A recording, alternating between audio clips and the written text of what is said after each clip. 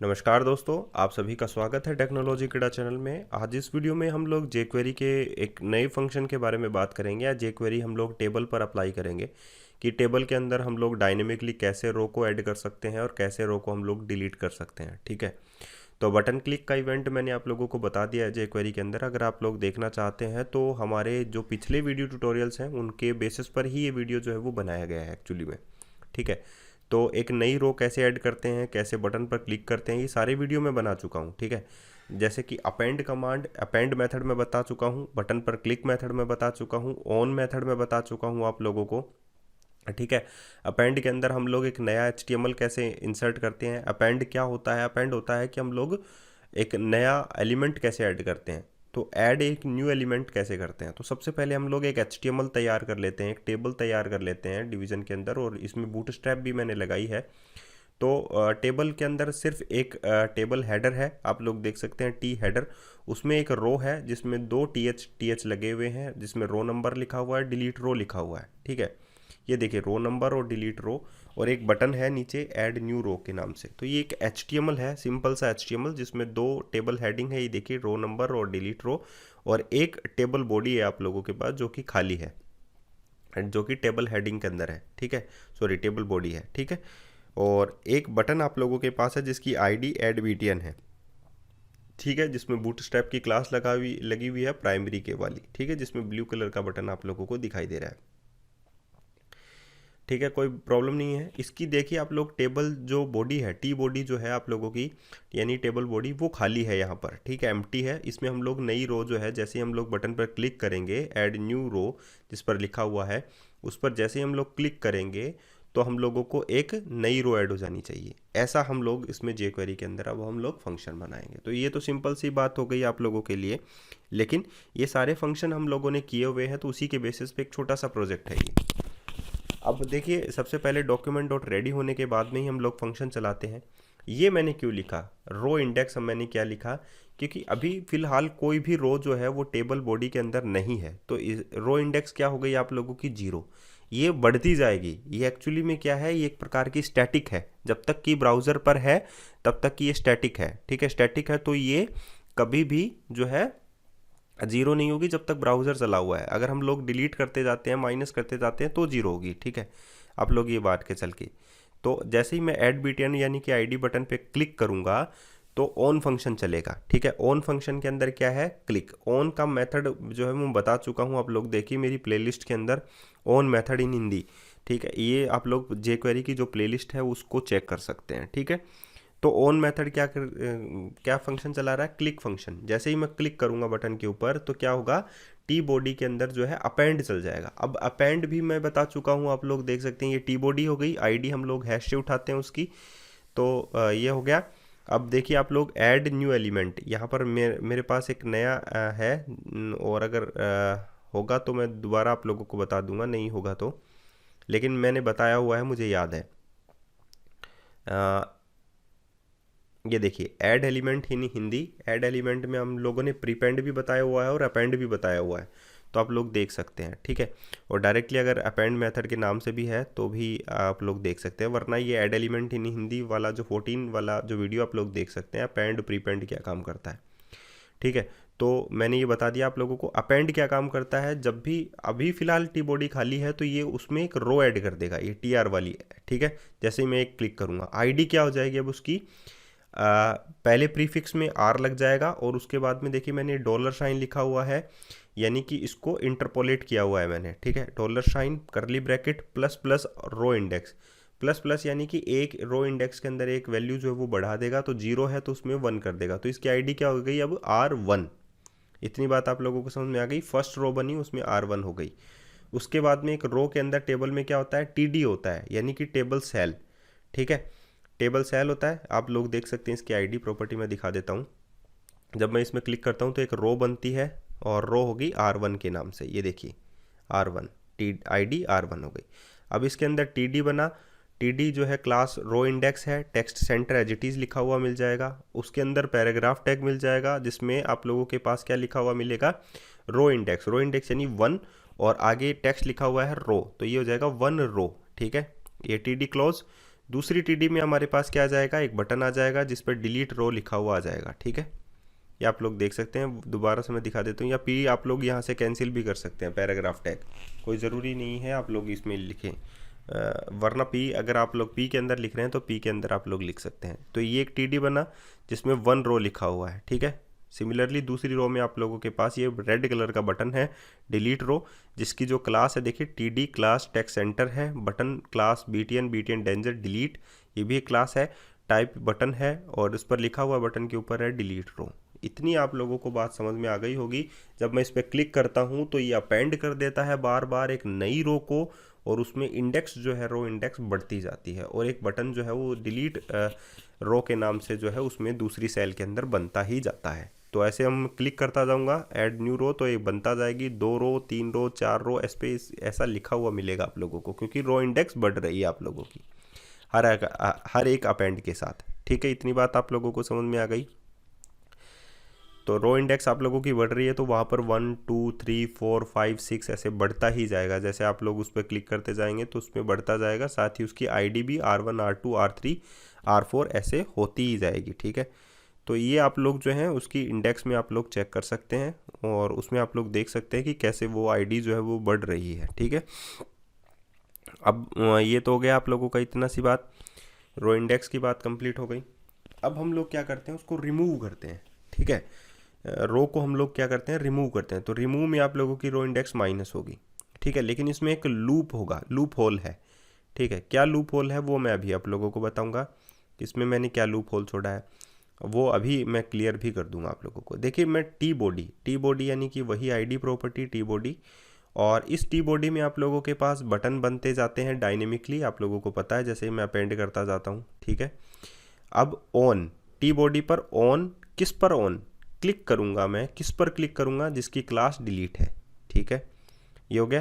पहले तो add button पर क्लिक ऑन किया था, क्लिक किया था। ठीक है, लेकिन अभी टी बॉडी पर क्लिक करूँगा, लेकिन ऑन क्लिक करूँगा डिलीट जिसकी क्लास है। ठीक है, यानी कि बटन आप लोगों को समझ में आ गया। डॉट फंक्शन, लेकिन उसमें तो 3 4 बटन हो सकते हैं, कौन से वाले पे अभी वो आप लोगों को समझ में आ जाएगा। डॉट क्लिक डिलीट दिस का मतलब होता है जिस पर आप लोग एक्शन परफॉर्म करते हैं, वही करंट ऑब्जेक्ट रेफरेंस। इतनी बात आप लोगों को समझ में आ गई। जैसे ही मैं ये जो क्लास है डिलीट, जिसकी क्लास डिलीट है, उस बटन पर मैं जैसे ही क्लिक करूँगा, ये बटन नहीं है, उस बॉडी हो गया टी बॉडी, उसकी रो, तो वो जो बटन है उसको मैंने गेट कर लिया दिस से। डॉट क्लोसेट का मतलब होता है जो नियरेस्ट होता है सबसे पहले। तो इस जैसे ही मैं जैसे मल्टीपल रो हम लोग इंसर्ट कर लेते हैं, अब मैं इंसेक्ट एलिमेंट कर लेता हूँ, इंस्पेक्ट एलिमेंट। अब ये देखिए जैसे ही मैं इस पर क्लिक करूँगा T body dot on dot click delete, जिसकी क्लास डिलीट है, डिलीट बटन की क्लास आप लोगों को पता है। तो मैंने सपोज इस बटन को चूज़ किया, इस वाले बटन को, तो इसका जो क्लोसेट टीआर है, जो इसका नियरेस्ट टीआर है, वो जो है वो डिलीट हो जाना चाहिए। ठीक है, या इसका जो नियरेस्ट टीआर है, क्लोसेट जो टीआर है वो डिलीट हो जाना चाहिए। तो इस जो बटन है इसका जो नियरेस्ट टीआर है वो क्या होगा, ये पूरी की पूरी रो ही होगी। इतनी बात आप लोगों को समझ में आ गई। क्लोसेट का मतलब होता है इस रो का, इस बटन का क्लोसेट जो टीआर है, देखिए क्लोसेट टीआर वो रिमूव हो जाए तो पूरी की पूरी रो ही टीआर जो है वो पूरी की पूरी रो ही डिलीट हो जाएगी। तो मैं इस पे बटन पे क्लिक कर देता हूँ और ये रो जो है वो डिलीट हो जाएगी। तो दोबारा से दिखा देता हूँ मैं, देखिए इस बटन को मैं सेलेक्ट करता हूँ तो इसकी नियरेस्ट टीआर क्या हो जाएगी, ये वाली जिसकी आईडी R1 है। ये देखो इसका क्लोसेट टीआर ही होगा। ठीक है, और इसका क्लोसेट टीआर क्या होगा, इसका क्लोसेट टीआर होगा जिसकी आईडी प्रॉपर्टी R4 है। ठीक है, ये वाला, तो ये वाला डिलीट हो जाएगा। तो इस प्रकार हम लोग, इसमें लूप क्या है वो मैं अभी आप लोगों को बताता हूँ। देखिए मैं इसको एक तो क्लोसेट टीआर डॉट रिमूव का मतलब पूरी की पूरी रो, उसके बाद में रो इंडेक्स जो है वो माइनस माइनस हो जाएगी। अब यहाँ पर रो इंडेक्स माइनस माइनस, ये बात आप लोगों को यहाँ पर खलेगी कि रो इंडेक्स माइनस माइनस हुई, यानी कि एक इंडेक्स कम हो गई। ठीक है, तो जैसे कि अगर मैंने 5वीं वाली रो को डिलीट किया या दूसरी वाली रो को डिलीट किया तो दूसरी वाली रो डिलीट हो गई, यहाँ पर रो इंडेक्स हो गया माइनस माइनस। ठीक है, 4, उसके बाद में क्या हो गया 5। अब ये 5 पहले से भी एग्जिस्ट है और दोबारा भी आ गया 5, तो ये क्या होगा, क्योंकि ये तो टोटल रो इंडेक्स को डिलीट करेगा। 4 हैं अभी तो एक रो इंडेक्स को डिलीट किया तो एक रो इंडेक्स होगी 5, तो आप लोगों के पास पहले से 5 रखा हुआ था उसके अंदर आईडी के अंदर। तो ये दोस्तों है री इंडेक्सिंग। जैसे कि मैंने दूसरी वाली रो को डिलीट किया, तीसरी वाली रो को डिलीट किया, तो इन नंबर्स पर कोई भी फ़र्क जो है वो महसूस नहीं हुआ। क्यों नहीं हुआ? क्योंकि मैंने इसकी री इंडेक्स कर दी है। ठीक है, और ये री इंडेक्स एक्चुअली में कैसे की जाती है वो हम लोग अब समझते हैं। ठीक है, अब मैंने ये जो कोड है थोड़ा सा यहाँ पर इसके बाद में रखा है, देखिए। और इसमें जो कोड है वो क्या रखा है वो देखिए। सबसे पहले इस कोड को हम लोग दोबारा से समझते हैं फिर से। जैसे कि मैंने कोई भी बटन को क्लिक किया, जैसे रिमूव वाले यानी डिलीट वाले बटन को क्लिक किया, तो सबसे पहले क्या होगा, हम लोगों को चाइल्ड गेट करना होगा। चाइल्ड का मतलब है यानी कि मैंने बटन को यहाँ पर दिस क्या है, वो बटन है, ठीक है। डॉट क्लोसेट, उसका जो क्लोसेट टीआर है यानी कि पूरी की पूरी रो, उसके नेक्स्ट ऑल का मतलब सारे के सारे जितने भी टीआर हैं अब वो सारे के सारे गेट हो जाएंगे, यानी कि third row, fourth row, fifth row, six row. Suppose अगर मैं थर्ड रो को डिलीट करना चाहता हूँ तो यहाँ पर क्या आ गया 4, 5, 6। मेरे 4, 5, 6 वाले टीआर जो है वो मेरे पास चाइल्ड के अंदर आ गए। वेरिएबल चाइल्ड के अंदर क्या आ गए मेरे पास। अगर मैंने थर्ड रो पे डिलीट पे क्लिक किया, यानी थर्ड रो को डिलीट को क्लिक किया, तो मेरे पास क्या आ गए 4, 5 एंड 6। ये सारी की सारी रोज जो है वो मेरे पास आ गई। ठीक है, यानी कि इसके टीआर जो है वो मेरे पास इस चाइल्ड के अंदर आ गए। ठीक है, इतनी बात समझ में आ गई।